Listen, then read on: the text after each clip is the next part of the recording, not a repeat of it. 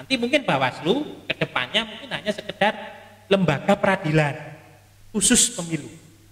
Nah, maka kita aktifasi masyarakat. Tugas-tugas pengawasan itu bukan cuma di Bawaslu saja. Bukan gitu. cuma di Bawaslu saja, dan memang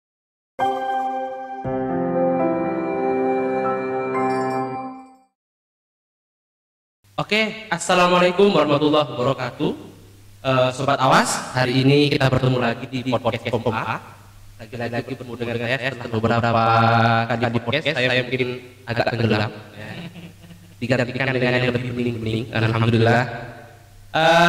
Hari ini kita Kompa podcast kita akan ngobrol-ngobrol hangat dengan salah satu pimpinan atau anggota Bawaslu Kota Batu, yaitu Mas Yogi. Baik, selamat sore Mas Yogi. sore. Assalamualaikum warahmatullahi wabarakatuh. Waalaikumsalam. Podcast Bawaslu Kabupaten Malang. Ini harus bertamu.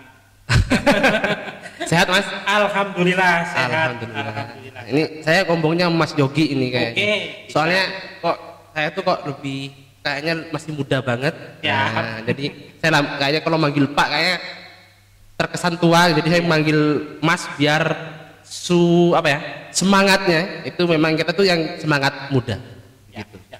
Boleh lah, apapun dipanggil. Oke, Mas Yogi, ini saya tahunya juga cuma Mas Yogi namanya. Nah, kalau nama lengkapnya Mas Yogi ini siapa sebenarnya? Nama lengkap saya Yogi Eka Khalid Farobi. Kebetulan di Bawaslu Kota Batu itu diamanai sebagai koordinator divisi pengawasan dan hubungan antar lembaga. Nah, beda ya dengan Kabupaten Malang. Kalau di kita itu anggotanya, komisionernya ada 3, karena memang jumlah penduduk dasarnya adalah jumlah penduduk kita di bawah 500.000. Nah, kalau Kabupaten Malang kan cukup tinggi, 1 juta atau 2 juta itu ya? 2 juta. 2 juta, sehingga jumlah komisionernya 5. Nah, di Batu kami itu bertiga, gitu kan?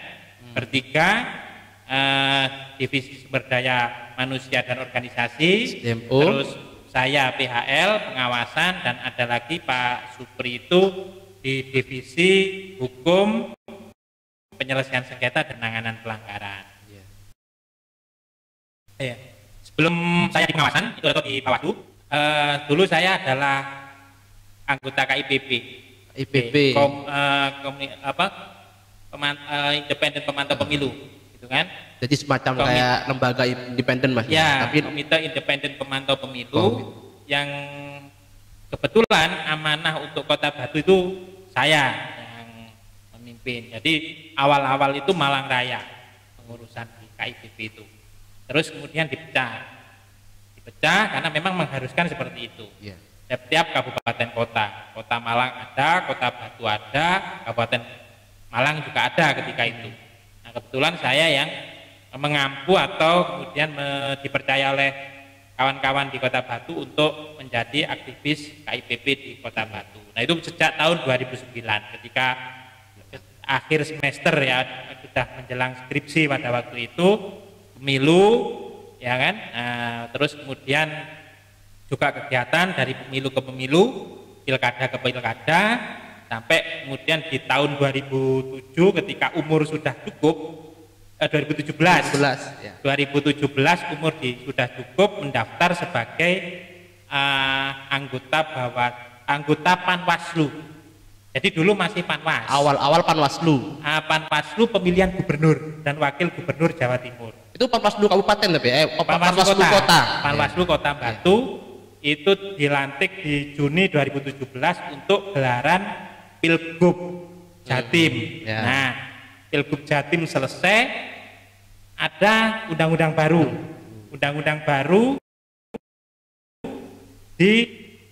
yang mengamanatkan di kabupaten kota itu dibentuk lembaga Bawaslu yang permanen. Jadi tidak saja di RI maupun provinsi, tapi di kabupaten kota. Alhamdulillah juga ketika seleksi kami lolos gitu ya, saya lolos sebagai salah satu dan tetap mengampu koordinator divisi yang sama. Jadi Mas Yogi ini memang pengalamannya sejak tahun 2009, Oh, 2009. itu sudah di KIPP, Sudah. di KIPP, dan akhirnya di 2017 baru mendaftar menjadi anggota Panwaslu Kota Batu. Panwaslu Kota Batu. Yang ketika itu masih ad hoc, ya kan? Betul. Iya. Nah, itu Mas apa mungkin kalau saya sendiri ya, saya pribadi dulu itu pertama kali masuk ke dunia pengawasan itu, dunia pemilu itu ketika Pilgub 2015 yang ketika jadi itu jadi PPS. Nah, Mas Yogi sendiri apakah pernah jadi PPS atau pengawas desa atau sebelumnya?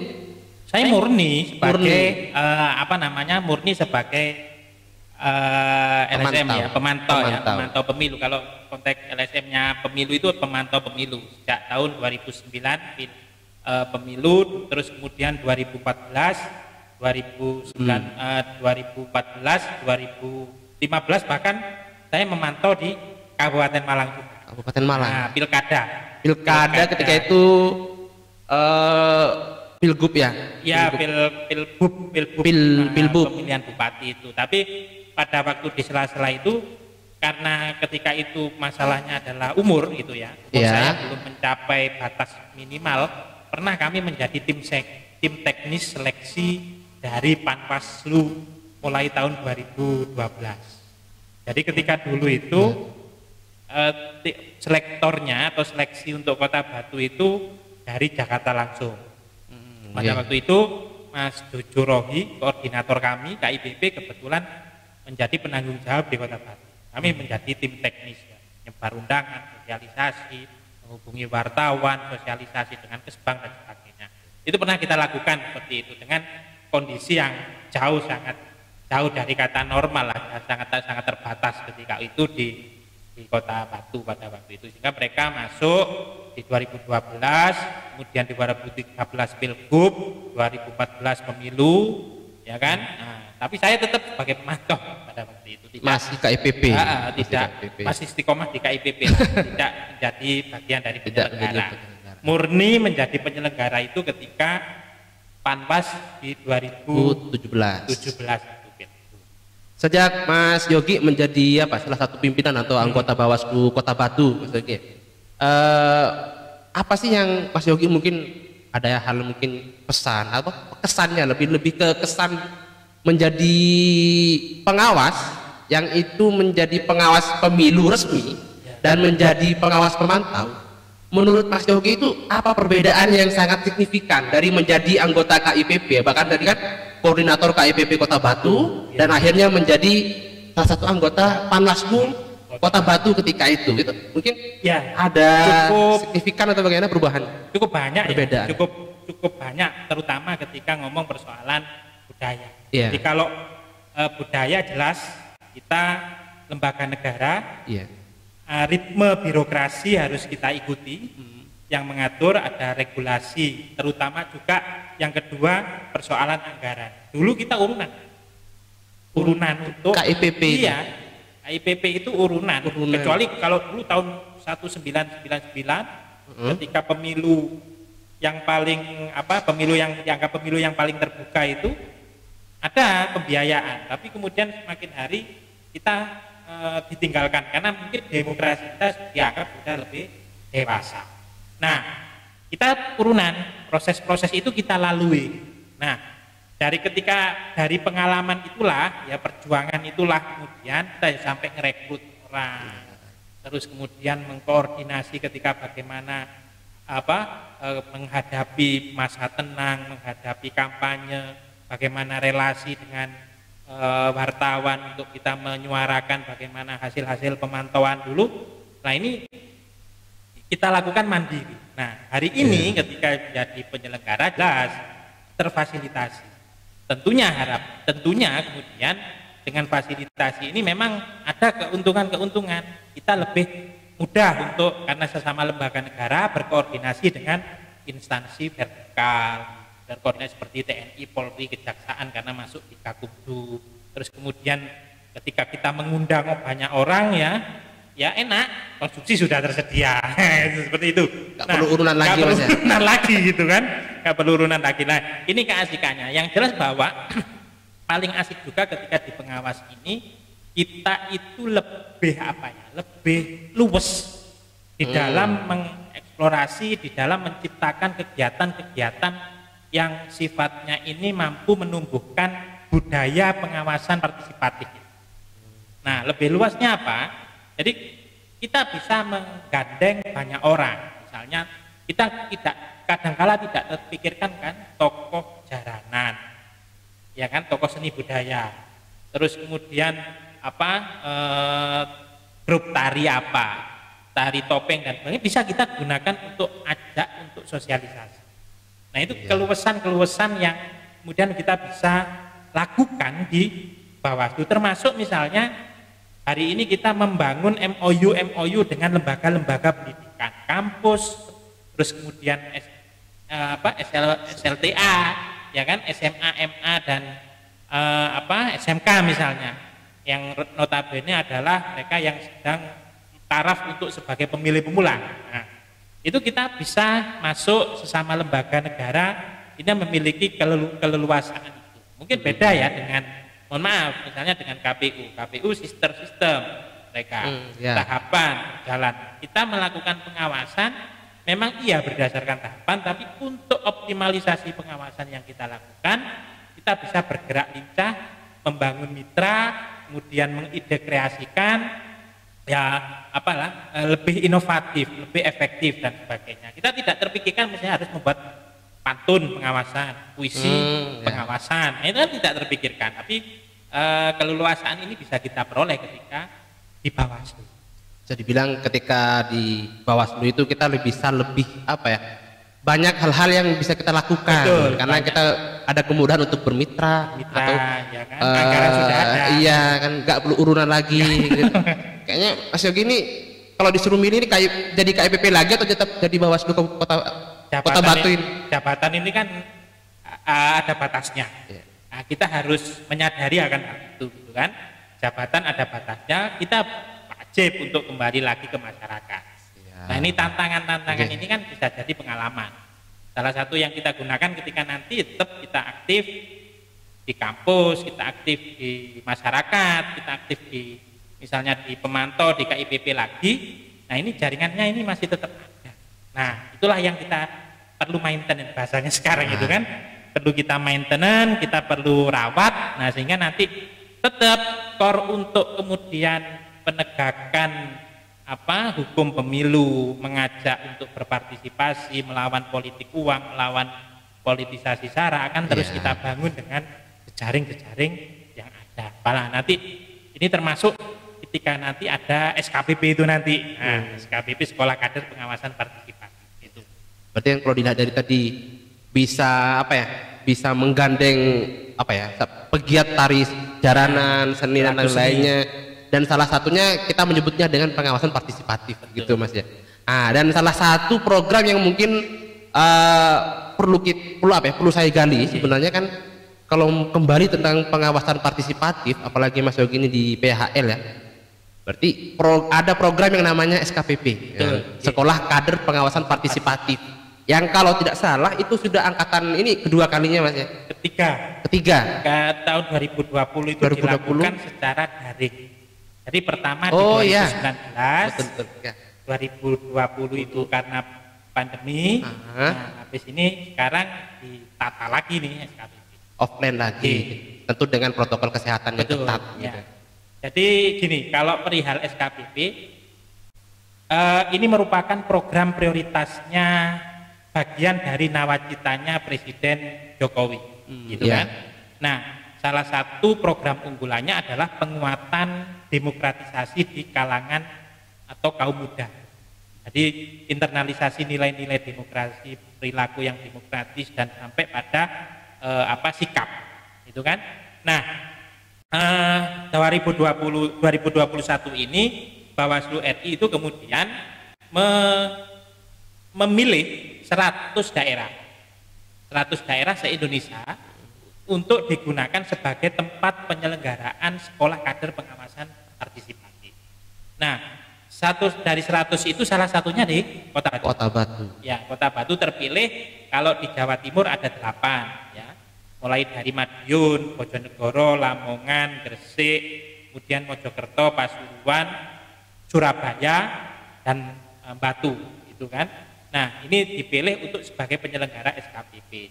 Insya Allah dalam 2 minggu lagi itu putaran pertama di Bojonegoro kalau tidak salah itu sudah dimulai. Nah, Batu kebetulan di tanggal 11 sampai 13 Agustus. Jadi nanti penutupan rangkaian SKPP dari 8 kabupaten kota itu ada di Batu. Gongnya itu di Batu nanti. Gongnya di Batu. Jadi seluruh provinsi memilihkan tempat, nanti gongnya ada di Kota Batu. Nah, SKPP ini apa yang kemudian menjadi message penting dari SKPP ini adalah bagaimana kita membangun kesukarelawanan untuk generasi muda agar sadar memiliki kesadaran, lebih tepatnya melakukan pengawasan terhadap jalannya pemilihan umum. Nah, kita tahu ya bahwa tidak entitas penyelenggara pemilu ini di Indonesia tidak sekedar KPU yang menyelenggarakan, tapi untuk menjamin kesesuaian dengan regulasi, menjamin kemudian sesuai dengan aturan-aturan yang berlaku, maka ada pengawas di situ. Bawaslu yang hari ini mengambil peran. Nah, dari situ kemudian Bawaslu menyadari tidak bisa bekerja sendiri di dalam mengawasi kompleksitas pemilu. Nah, maka mata dan telinga ini kita sebar. Oke lah, nanti di 2024 penyelenggaraan pilkada maupun pemilihan umum. Karena Undang-Undang 7 2017 memang mensyaratkan disertakan di 2024. Tapi ini akan kita bangun mulai sekarang sehingga nanti ketika tahapan berlangsung, mata dan telinga ini kita aktifasi. Nah, maka dari sinilah perlahan ide-ide pengawasan, konsep pengawasan itu kita transformasikan ke masyarakat. Nanti mungkin Bawaslu ke depannya mungkin hanya sekedar lembaga peradilan khusus pemilu. Nah, maka kita aktifasi masyarakat. Tugas-tugas pengawasan itu bukan cuma di Bawaslu saja. Bukan cuma di Bawaslu saja, dan memang harus wajib kita deliver ke masyarakat. Kalau SKPP tadi kan ada kan sekolah kader pengawasan partisipatif. Nah, kalau dengar nama kader, ini berarti kan seseorang yang kita kita mungkin didik dia untuk menjadi benar-benar menjadi pengawas partisipatif lah. Di kader ini meliputi siapa saja, Mas? Maksudnya apa nanti? Apakah pemilih pemula yang masih SMA itu bisa mengikuti atau targetnya siapa? Targetnya, oke. Jadi nanti itu saya cerita konsep dulu ya, konsep SKPP. Jadi SKPP yang ada tahun 2021 ini akan berjenjang. Kalau nanti kita kabupaten kota yang menyelenggarakan itu, kabupaten kota terpilih yang menyelenggarakan itu SKPP dasar. Maksudnya SKPP dasar? SKPP dasar itu kita mencari memang teman-teman yang atau kader-kader ya yang memang kita mendaftarkan diri di tingkat kabupaten kota, penyelenggara kabupaten kota. Nah, ada nanti dari kabupaten kota ini dipilih 100. Nah, ini yang tetap ada dari 100 itu kita seleksi betul, karena contoh kasus yang daftar kemarin itu 22.000 itu di seluruhnya, seluruh Indonesia. Nah, yang Jawa Timur sendiri 8 penyelenggara dan beberapa daerah terpilih itu sekitar 2.244 pendaftarnya. Nah, yang masuk yang porsinya setiap kabupaten kota nanti 100. Nah, berarti kan ada cuma 800 ya, 800. Nanti 1.000 sekiannya harus tereliminasi. Nah, Batu sendiri, Batu ini lucu gitu kan. Saya sempat takut ya, karena kenapa? Di hari pertama, kedua pendaftaran itu nol. Zero pendaftar. Karena memang baru sistemnya itu dengan online gitu kan, online. Ini gimana ini, kita bingung toh. Nah, tapi kemudian beranjak di jelang akhir pendaftarnya sekitar 106 dari Kota Batu. Tapi nanti memang penyelenggaraannya di Kota Batu, tidak hanya di kota. Pesertanya itu ada 3 kabupaten kota. Ada Batu sendiri, Kota Malang, dan Kota Blitar yang difokuskan di Batu. Jadi 100 itu nanti diperebutkan oleh 3 kabupaten. Kebetulan dari 3 itu Batu pendaftarnya tertinggi lah, 3 itu. Nah, sama dengan misalnya Surabaya, itu Surabaya, kayaknya Bangkalan sama Sampang Surabaya, gitu kan. Nah, misalnya Mojokerto, Pasuruan itu masuk Mojokerto. Madiun, lokasi Madiun, Ngawi sama Ponorogo ditempatkan di Madiun. Nah, itu sehingga dari situ kemudian ini masuk yang pertama atau SKPP dasar. Dari situ nanti dipilih yang prestasi. Dari setiap gelaran kabupaten kota. Diseleksi lagi ya per kabupaten kota. Nah, mungkin ketika nanti SKPP dasar nilainya tertinggi. Keaktifan, terus pengetahuan, kemudian komitmen terhadap menyebarkan nilai-nilai demokrasi nanti di komunitasnya. Nah, itu nanti mungkin dari ranking 1 atau ranking sampai ranking 5 ikut di SKPP menengah yang diselenggarakan provinsi. Masing-masing provinsi nanti. Dari 34 ya, 34 atau 33 provinsi itu kemudian menyelenggarakan SKPP tingkat menengah. Disaring lagi di provinsi, nanti tiap provinsi harus mendelegasikan untuk SKPP tingkat lanjut. Ini yang open, yang sudah ahli gitu kan. Nah, nanti kita hanya 3 hari, provinsi nanti 5 hari, di RI 7 hari. 1 minggu. 1 minggu itu ya ada yang semi militernya juga, itu latih kedisiplinan dan sebagainya. Itu mereka haknya yang diperoleh apa? Haknya yang diperoleh adalah jelas ya sertifikat.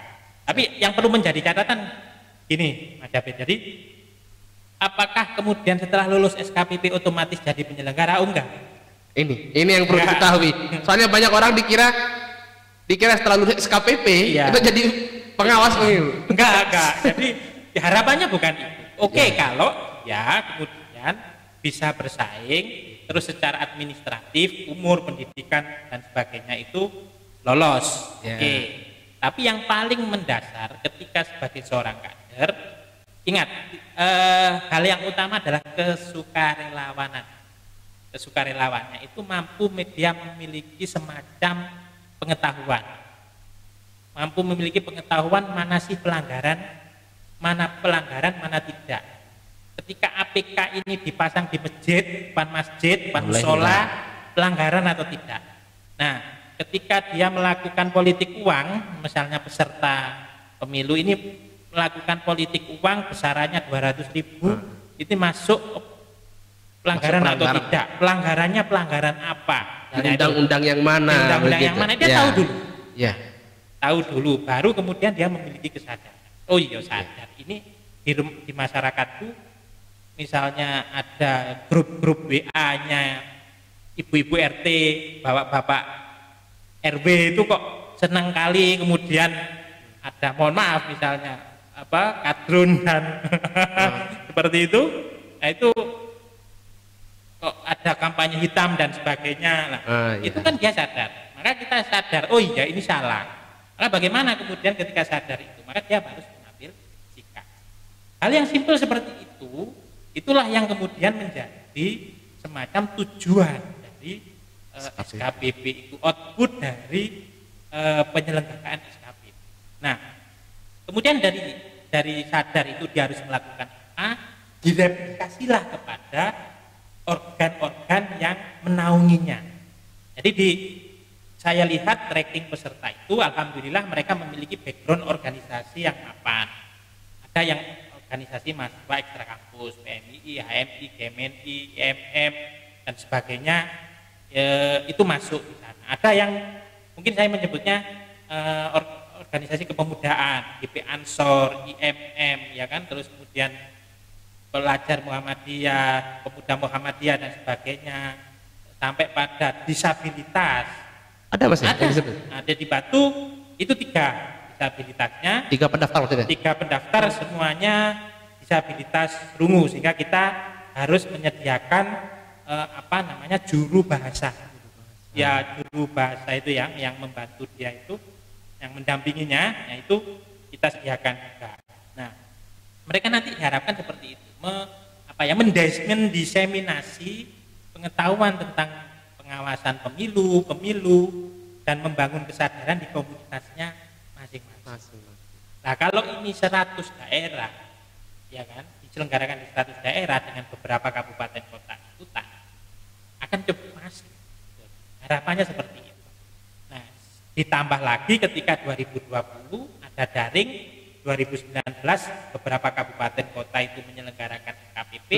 Nah, harapannya nanti mereka ini menjadi dengan kesukarelawanannya menjadi kader, menjadi semacam apa ya, influencer berkaitan dengan bagaimana mewujudkan pemilu berkualitas, bagaimana kemudian memerangi politik uang, menetralisir kita bohong, kita hoax dan sebagainya.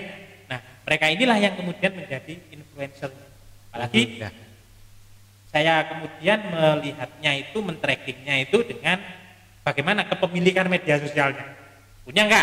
Nah, salah satu sarana yang efektif itu kan penggunaan media sosial. Kenapa? Harapannya dengan medsos inilah dia kemudian bisa apa ya, mengkampanyekan ide-ide tentang gagasan-gagasan tentang pengawasan partisipatif. Karena memang aku itu tidak, bagi kita yang penyelenggara gitu, ketika kita menemukan pelanggaran gitu, banyak memang masyarakat yang belum begitu sadar sampai pura-pura gak sadar. Karena saya pernah itu Mas, kayak dihubungin gitu kan, kayak ada Panwascam tiba-tiba ingin menurunkan banner gitu kan, kebetulan saya tak kenal dengan beberapa orang itu, langsung dijabri gitu.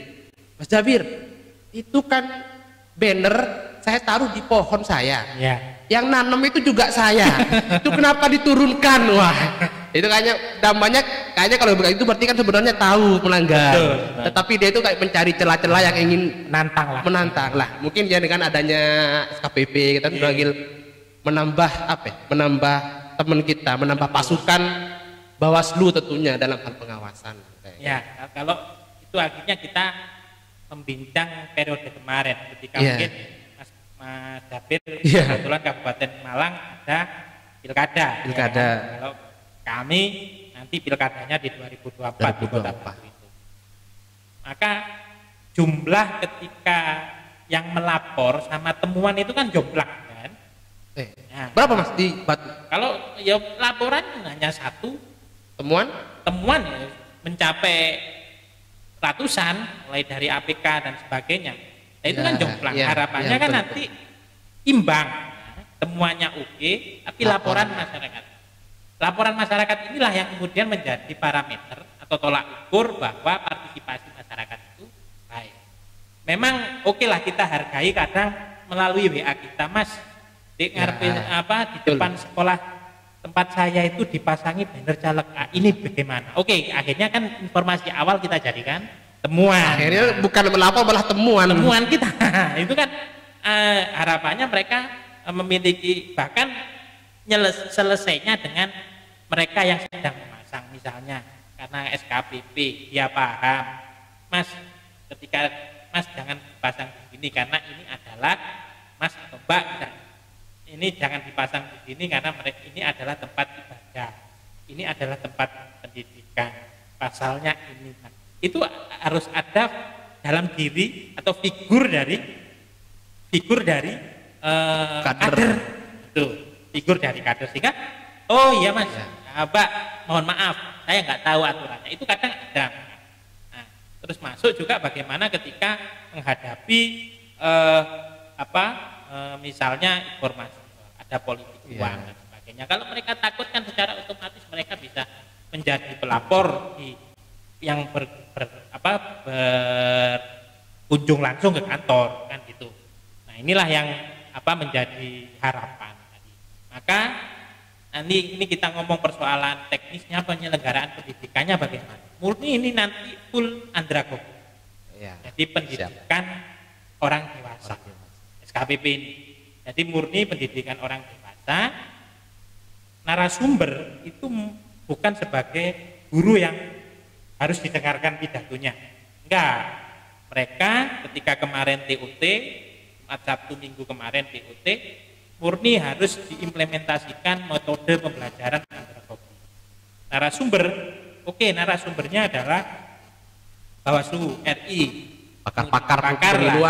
pakar kepemiluan dari KIPP, JPPR, tepi dan sebagainya, itu kemudian memberikan materi. Mereka pun tidak diperbolehkan untuk memberikan materi yang panjang, tapi bagaimana merangsang diskusi.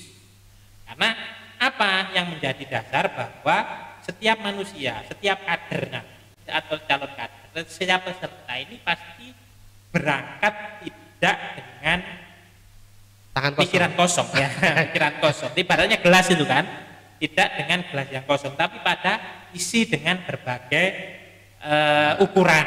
Nah, maka isi dengan berbagai ukuran itulah yang kemudian saling diisi dengan diantara satu yang lainnya dengan proses diskusi, terus kemudian apa ya, simulasi, ice breaking dan sebagainya. Narasumber sifatnya sebagai pemantik dan kemudian penutup dari proses diskusi yang diselenggarakan di antara mereka di setiap sesi. Ada banyak materi. Pertama itu berkaitan dengan pembangunan karakter. Pembangunan karakter ya, karakter building. Karakter building, terus diberikan pula berkaitan dengan kepemimpinan dan kemudian kesukarelaan. Ya. Jadi kita bangun ya. Ini harus saya sampaikan gitu kan. Kalau kemudian ada yang latar belakangnya itu bekerja, daftar itu karena ingin mencari kerja, SKPP itu ada kan harus menyerahkan ini CV, motivasi, ya kan, itu ada motivasi ingin mencari pekerjaan. Nah ini ya mohon maaf, ini harus diladel. Nah maka kalau mencari pekerjaan, kemudian mengisi waktu luang agar dapat sangu dan sebagainya, dapat uang transport, hotel ini, begitu ya. Nah, maka ini ada kesukarelaan. Bagaimana membangun bekerja tanpa ada semacam komitmen lain, pola transaksional. Itu bisa materinya kesukarelaan. Kemudian masuk pada konteks demokrasi. Ya, demokrasi itu kemudian baik secara teori maupun praktek diberikan 3 hari, terus kemudian memperkenalkan sistem pemilu,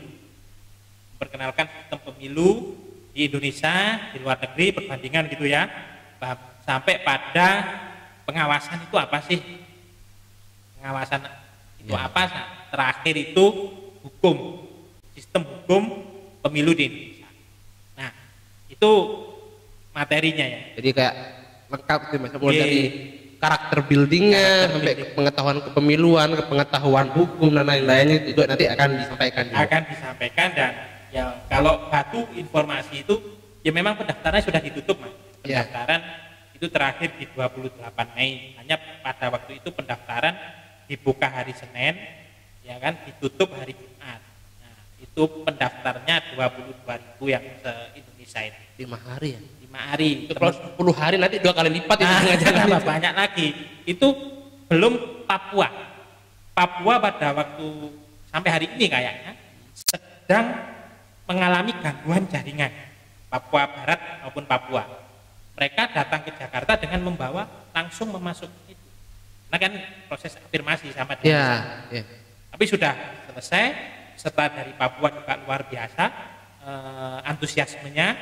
Nah kita juga sama, kita alhamdulillah yang jaringan enak, trouble itu tidak ada masalah. Sampai di kemarin di total di Jatim itu sekitar 2.244 pendaftar yang diterima nanti ya, sekitar 808 titik, 8 titik satu lokal itu adalah maksimal 100. Nah itu kan proses-proses ini kalau Batu 11 sampai 13 Agustus 2001. Tapi sebelum ini 2 minggu lagi sudah Madiun, sudah Bojonegoro, sampai nanti kami penutupnya di Kota Batu. Nah, ya tetap kita meminta partisipasi dari teman-teman Kabupaten Malang, gitu kan, Mas Jabir, terus teman-teman sekretariat di sini untuk senantiasa mensupport di kegiatan, karena ini gawe nasional. Meskipun meskipun tidak terdaftar sebagai daerah penyelenggara maupun daerah peserta, ini tetap menjadi semacam supporting sistemnya. Pak Wahyudi nanti sebagai fasilitator. SKPP ini saya yakin nanti di 2022 daerah-daerah yang belum inilah yang kemudian menjadi sasaran. Kayak giliran-giliran begitu Mas. Betul. Nanti misalnya hari ini di Malang Raya ini kan peserta penyelenggaraan Batu, pesertanya selain Batu juga Kota Malang, Kabupaten Malang kan nggak penyelenggara. Mic-nya Mas. Nah, Agak. Ya. Itu. Terus habis itu kemudian mungkin nanti penyelenggaranya tahun depan di Kabupaten Malang. Kabupaten Malang. Nah, ini kita pasti ya karena mungkin persoalan anggaran, terus prokes dan sebagainya sehingga bergantian untuk penyelenggaraan. Karena juga kalau mungkin Kabupaten Malang diikutkan, mungkin kan dari 33 kecamatan jangan-jangan nanti bisa membludak juga Saya yakin ini lebih banyak lagi pesertanya. Kan di Batu ada 3 kecamatan Mas ya? Ada 3 kecamatan itu pendaftarnya total 106. 106 itu pun harus ya otomatis kita kayaknya ini hanya memperoleh jatah sekitar 40. Jadi kan buangnya separuh buangnya separuh lebih itu kan. Buangnya separuh lebih ya kita akan di mana? Ya kita ada program ini harus nyentil ini Mas ya. Mohon maaf. Siap. Ada program namanya kegiatan-kegiatan kolokium serupa dengan SKPP. Tapi nanti ada perbedaannya terletak pada outputnya. Outputnya harus ada semacam laporan penelitian, laporan hasil lapang. Misalnya kemarin di kami itu mahasiswa dari Universitas Brawijaya dan Universitas Muhammadiyah Malang itu ikut kegiatan kolokium. Nah, kolokium pengawasan partisipatif. Ini program andalan kami untuk mengisi jeda pemilu. Nah, sama materinya secara umum hampir sama dengan SKPP kan. Nah, mereka akan kita libatkan di sana tetap tanpa mengurangi hak, tetap juga dapat semacam sertifikat misalnya itu tetap kalau kemudian dia menjadi cukup umur lolos seleksi dia bisa jadi PTPS yang kemudian nanti diaktifasi di jelang tahun 2024 seperti itu. Jadi jangan berkecil hati gitu kan. Kita ada pendidikan dengan kualitas atau konten yang sama. Kualitas konten yang sama dalam rangka membentuk kader. Kita sudah 2019 100 orang. Yang di kolegium itu? Ya, yang SKPP. Yang SKPP. Karena kan nggak boleh ikut. Saya kemudian meminta teman-teman staf untuk membatasi pendaftar yang pernah ikut di kolegium maupun SKPP di 2019 maupun SKPP daring kemarin 2020 untuk tidak lagi ikut di SKPP 2021. Meskipun SKPP daring diperbolehkan. Peserta yang pernah mengikuti SKPP daring kemarin diperbolehkan untuk ikut lagi di SKPP 2021. Tapi biar semuanya semuanya bisa berpartisipasi, semuanya bisa dapat ilmu, kita ambil kebijakan nih untuk yang pernah SKPP apalagi di 2019 terus SKPP di 2020 daring itu tidak ikut lagi.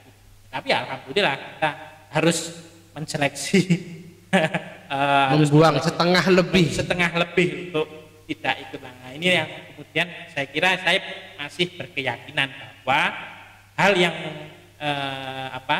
yang sebenarnya tidak kita pikirkan atau kita takutkan bahwa kita sendiri itu ternyata ada banyak kawan-kawan muda, sahabat-sahabat muda, teman-teman muda kita yang masih peduli. Nah, kita jaring lah itu. Dan yang paling penting dan paling utama adalah pasca ini jangan sampai mereka kemudian tidak memiliki aktivitas. Nah, iya, itu paling penting. Bahwa kita sudah merancang beberapa kegiatan gitu ya. Mungkin ini nanti karena misalnya gini, kita akan libatkan komisioner kabupaten kota atau mungkin sekretariat kabupaten kota itu menjadi narsum. Narsum kita kan sama-sama gratis. Sama-sama gratis kecuali itu bisa kita misalnya gini, kalau kita ada pengetahuan tentang keorganisasian itu kan kita bisa mengundang Mas Jabir, teman-teman alumni SKPP ini. Jika tidak selesai setelah pelatihan. Nah, tidak selesai setelah pelatihan. Misalnya teman-teman ada yang mantan wartawan, misalnya Pak Jos misalnya kan, ya kita minta dia sebagai pemateri untuk citizen journalism sebagai follow up. Betul. Sebagai follow up, sehingga nanti ketika entahlah kita berpikiran misalnya saja ketika mereka di 2024 dia bisa menulis sebagai bentuk mengawal kegiatan dia, sehingga tidak sekedar membantu melaporkan atau apa, tapi kan lebih dari itu juga bisa membantu pengawasan itu bisa dengan tulisan, dengan mungkin puisi, dengan mungkin misalnya dengan meme dan sebagainya yang dia berikan ke teman-temannya. Ini yang lebih penting. Saya berpikiran ketika di sini tadi sama Jabir, misalnya ada Bang Jos dan sebagainya, ada misalnya Mas Alam yang konsen pada penulisan dan riset. Terus di Kota Malang juga ada banyak tentang mungkin Mbak Erna, kita kuatkan pada isu gender dan kemudian kan nggak ada materinya. Mungkin kita suatu saat nanti diskusi 1 bulanan lah, forum di Telulasan atau forum Limolasan 15 tanggal 15 setiap bulan.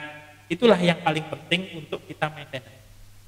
Hal yang sama kita lakukan ketika yaitu peserta kemarin di daring itu ada kita ikutkan pelatihan dalam buat videografi. Nah itu proses itu, jadi tidak hanya sekedar formalitas selesai kegiatan selesai, hanya seremoni terus selesai gitu. Yang berprestasi bisa lanjut ke menengah. Nah, tapi ini kita perlu konektivitas kita, kerjasama kita di Malang Raya ini, bahkan dengan kabupaten kota yang lain mungkin yang sekitar, kita bisa saling mengundang sebagai fasilitator untuk follow up.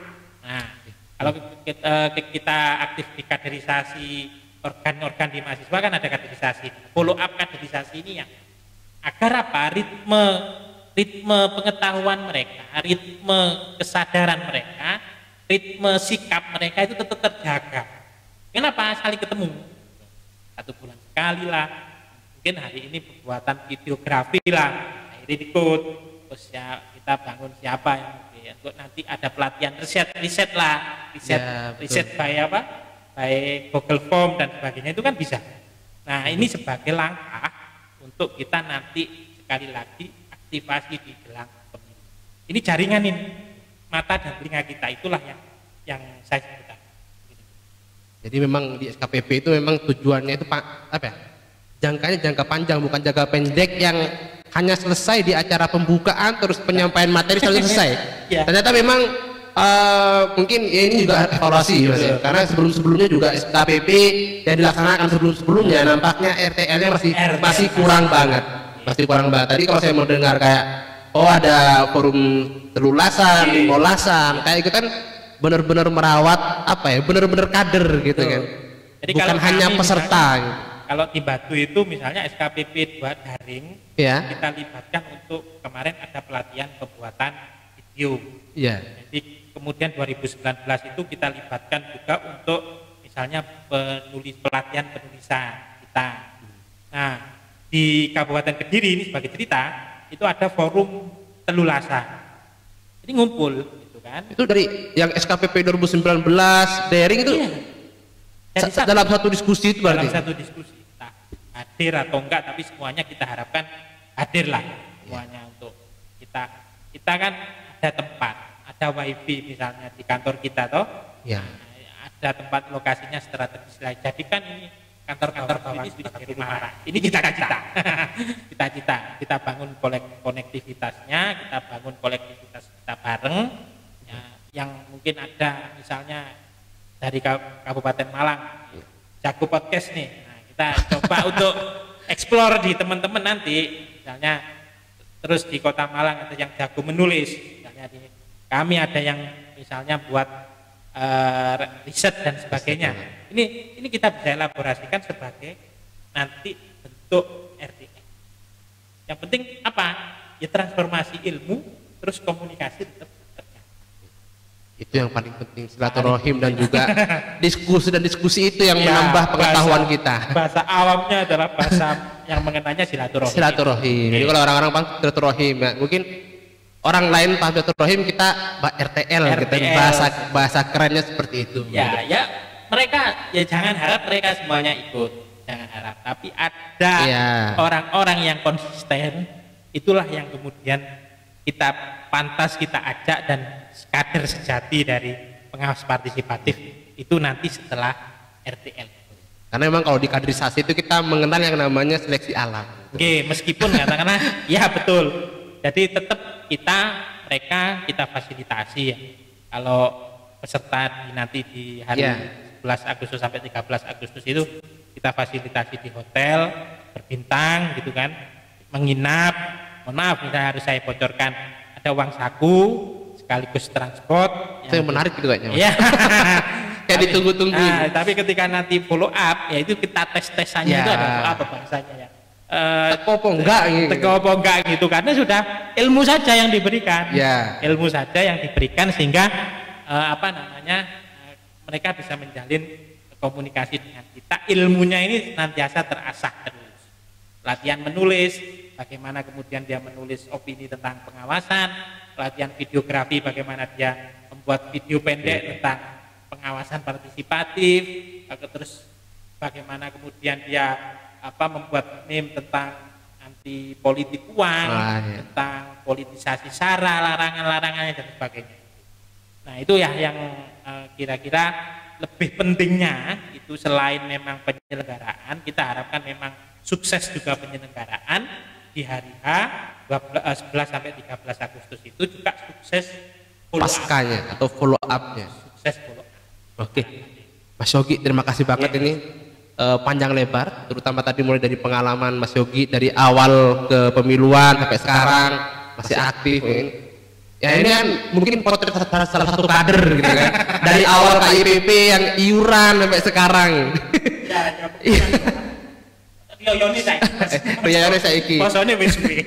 Jadi terima kasih Mas Yogi, luar biasa, diskusinya juga lumayan panjang, lumayan gayeng ya. Ini ada kopi tapi gak diminum kayaknya Mas Yogi. Oke, tadi SKPP sudah dibahas tuntas, dan sayangnya mungkin untuk teman-teman atau sobat awas yang ada di Kabupaten Malang jangan berkecil hati, karena mau bagaimanapun namanya Kota Malang, Kota Batu dan juga Kabupaten Malang itu apa ya? Satu integrasi satu sama lain. Satu jiwa gitu. Salam satu jiwa Arema begitu Mas. Oke, sobat awas, jangan lupa, lagi-lagi saya selalu ingin mengingatkan kepada sobat awas, jangan lupa untuk subscribe, like, dan juga komen protes kita untuk salah satu bentuk dukungan bagi kita semua. Dan Mas Yogi, terima kasih banyak, sukses dengan SKPP-nya, dan semoga nanti akan terbentuk kader-kader pengawas partisipatif ke depannya yang tadi itu Mas Yogi bilang bisa menjadi mata dan juga telinga Bawaslu ke depannya. Oke, terima kasih sobat awas, sampai jumpa di podcast selanjutnya. Assalamualaikum warahmatullahi wabarakatuh.